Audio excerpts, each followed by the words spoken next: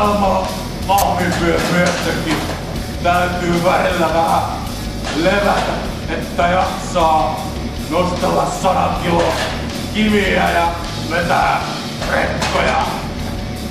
Ei, krusifiksi on. Krusifiksi kans, joo. Ja mikä se parempi paikka levätä kuin leiri Keravalla heinäkuussa 2007. Ikinä en oo käynyt Keravalla leirillä. Varsinkaan heinäkuussa. Olisi ihan rauhoittavaa juttu.